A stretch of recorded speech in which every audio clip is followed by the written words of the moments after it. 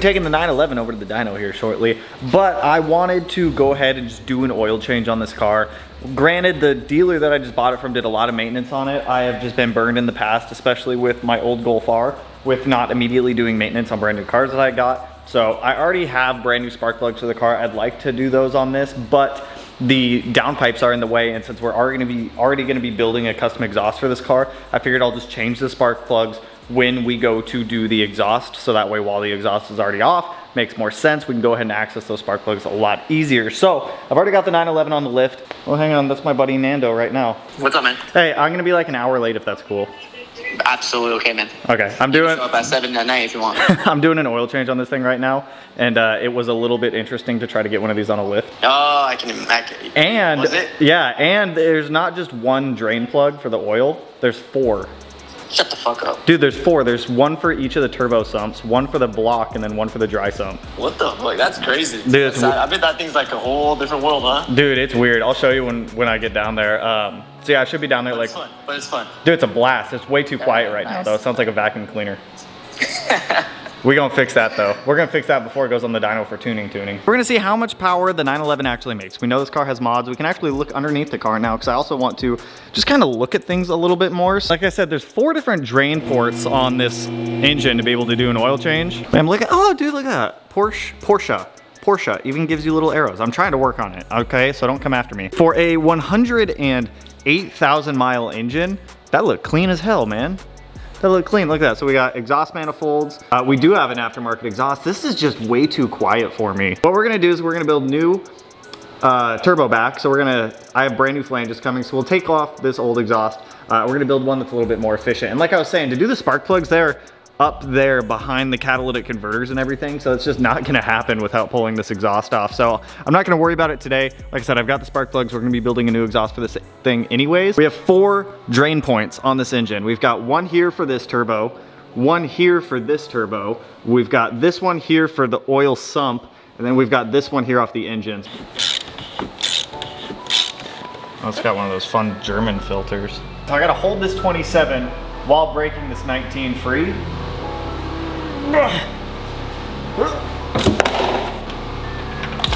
There we go. Apparently this is where the majority of the oil lives, so. It's filling up my pan. It's filling up my pan too fast.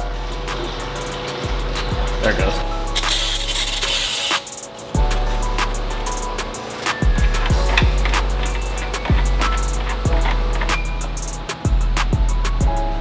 So for these are the oil sumps for the turbo. Oh, woo!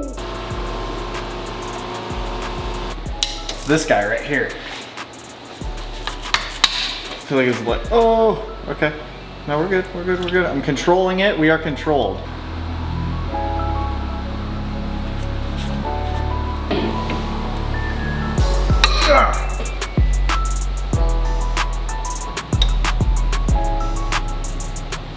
Now in the last video I was a little bit confused whether this car was all-wheel drive or rear-wheel drive, and everybody told me these cars are all-wheel drive from the factory. Now here's the thing, we have a beautiful engine, beautiful transmission, beautiful rear axles right up there. Up here in the front of the car though, we don't have any front axles. There's also no front differential up in here. I've stuck my hand up in there, felt around. There's no front diff. So this 911 turbo is essentially a GT2. It's essentially a 996 GT2 from my understanding. From what other people were telling me who know way more about these cars than I do, the GT2 is, and it's not an RS, it's just GT2, just learned that also in the last video, so thank you for whoever corrected me on that. So the 911 turbos are all-wheel drive.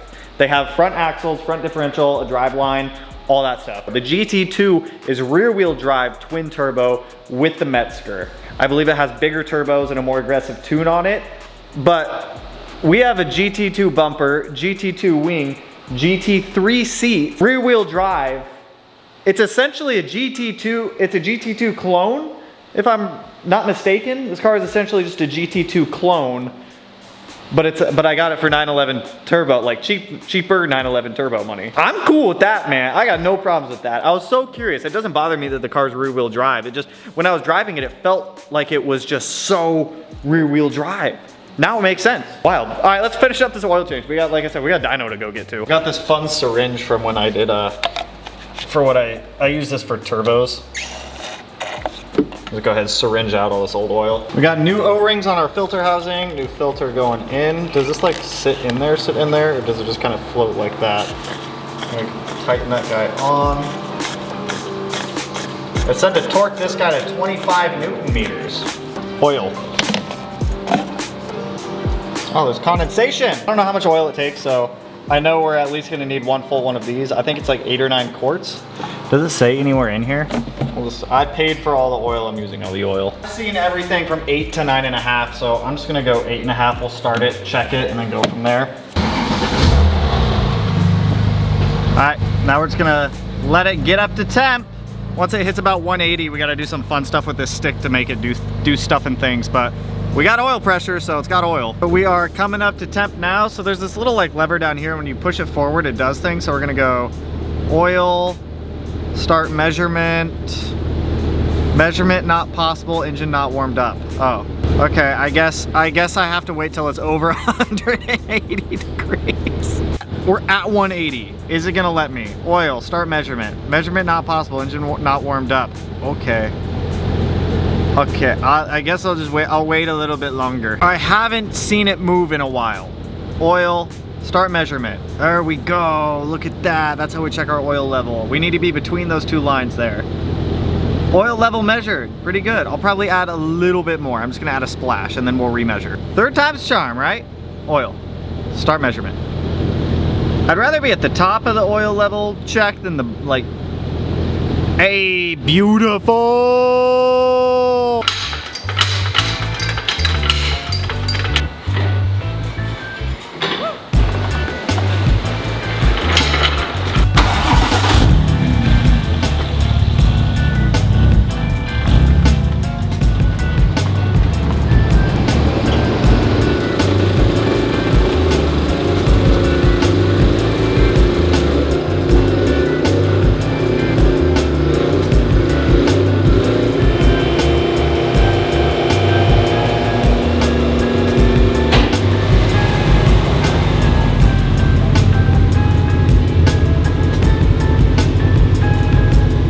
I was curious how much a GT2 made for power, because the GT2 is the same engine. I want to say, yeah, 3.6 liter twin turbo M96 Metzger engine.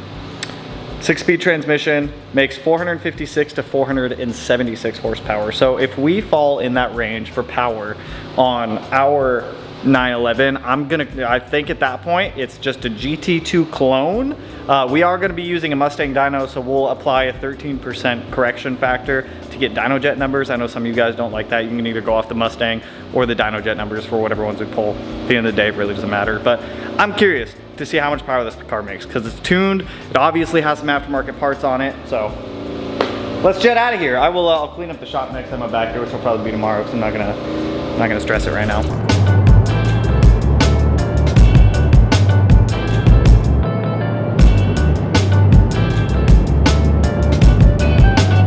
Made it to our guys over at Forced Induction. Like, the best way I can describe driving the 911 is it just feels like it wants to kill you all the time. At least that one, it just feels like it wants to kill you. So you guys are pretty familiar, if you've watched the channel for a while, this dyno, this is the Mustang dyno that we pretty much tune literally every car on. We're not tuning today, we're just getting a baseline to see how much power the 996 makes. If it makes over 450 horsepower to the flywheel, at that point, it's pretty much just a GT2 clone.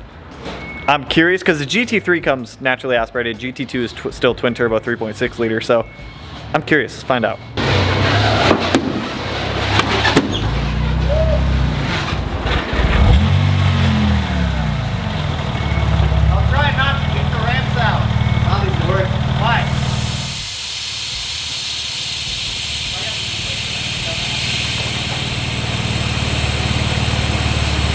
So we were able to get the 911 all strapped down and we got it worked. So you guys will notice that the front wheels aren't really on the rollers and they're also not really on the dyno. They're kind of in a weird in between. It is on the roller and it's technically not touching the dyno, but the car is like super strapped down right now. And then we also disengaged the front coupling off of the dyno. So the front wheels are independent, or the front rollers are independent of the rear rollers now. And the sensor and everything like that is back here for the dyno, so it shouldn't make a difference now since it is converted to rear wheel drive. Thankfully it will only spin the rear tires. As soon as we got the 911 up, we went to go do the parasitic loss calculation for the car, which is you put the car in 4th gear, you run it up to 4,000 RPM, and then you just let it coast back down until the wheels are done spinning. And then that kind of sets up the dyno for the car that's on the dyno. Now the problem that we were running into is I couldn't get past 1,500 RPM in 1st gear. Because the car's been converted from all-wheel drive to rear-wheel drive, the front wheels need to see wheel speed in conjunction with the rear wheels. And because they're not spinning, it kept thinking the car was doing a burnout, it was kicking traction control on, and it was cutting my throttle. The PCM button wasn't really doing anything past 1,500 RPM. It was kind of just freaking the car out a little bit. So I think we need to reposition the car a little bit more forward on the dyno, but with our limited dyno experience, we just didn't feel super comfortable with that. So unfortunately, we just couldn't dyno the car.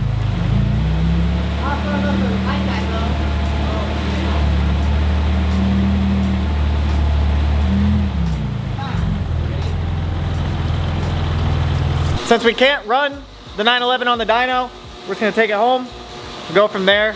We'll figure power numbers when we actually tune the car. From what we found is whenever we would go to start to do a pull, it would cut throttle because I can't fully disengage or can't fully turn off the PSM system in the car.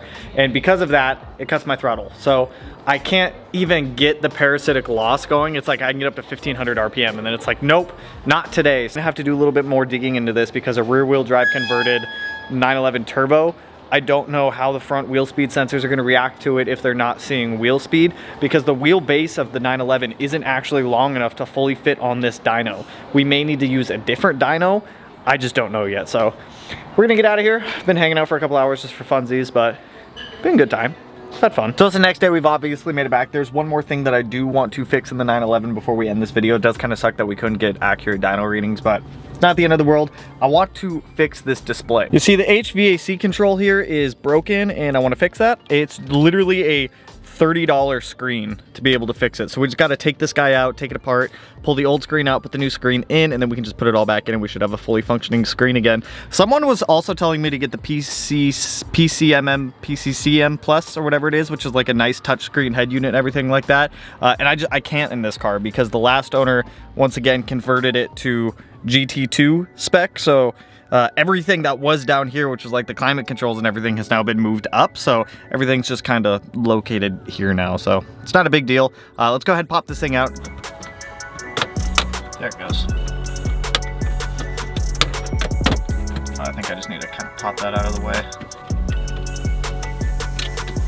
There's one of them.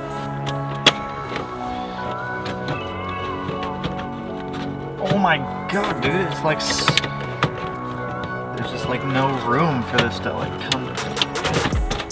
Okay, here it comes. Woo! Yeah, it was just shoved back behind the radio.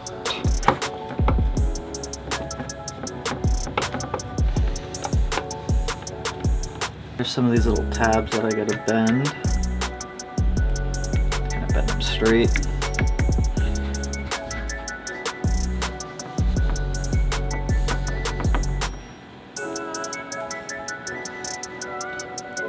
It'll just come right out now. Oh, yep. Comes right out. The guy will face up. Put that in there, put the little rubber stops on the ends.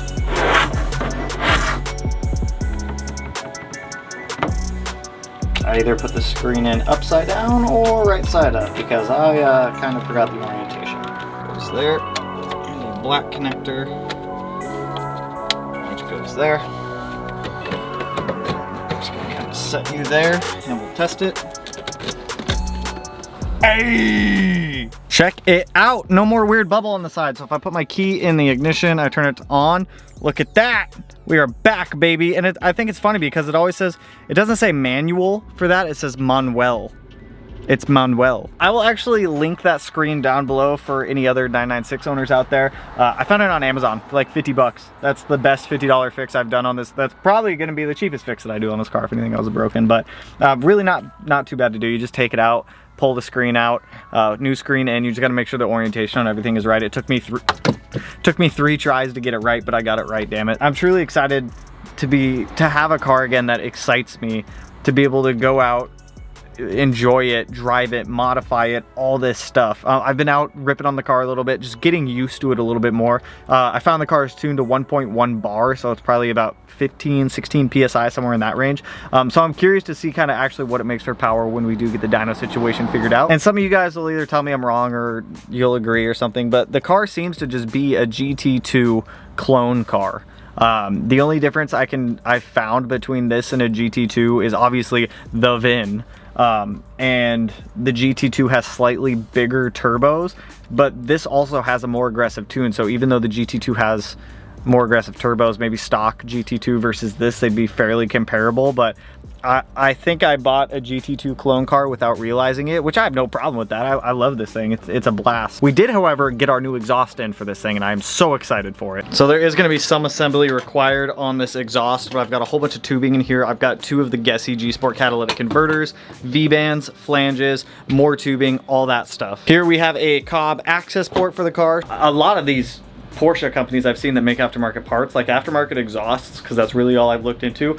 I'm personally not going to spend $6,000 to $8,000 on an exhaust. You are smoking crack if you think I'm spending that much. For 2 Gessie G-Sport catalytic converters, all of this like tubing, piping, pie cuts, V-bands, I'm trying to get down to one of the cats. All of that stuff, I think I've maybe spent 1,300 bucks, and the majority of that was the catalytic converter. So I am more excited for this. You guys know I'm big on DIY, so we're gonna DIY. I haven't felt this excited for a car since we started the 6-cylinder swap on this car. So it's just a good feeling to bring that back. Like, I wanna go out, take photos of it, go take video of it, go drive it, go enjoy it. That's all I got for you guys on this one. If you like the video, you know what to do. Go and hit that like button, turn it black, blue, green, yellow, purple, silver, sight, and whatever color turns for you. If you're not subscribed already and you wanna be, I'll put it in one of these corners. No idea which one quite yet. But with that, I'll catch you guys in the next one. So peace out, homies.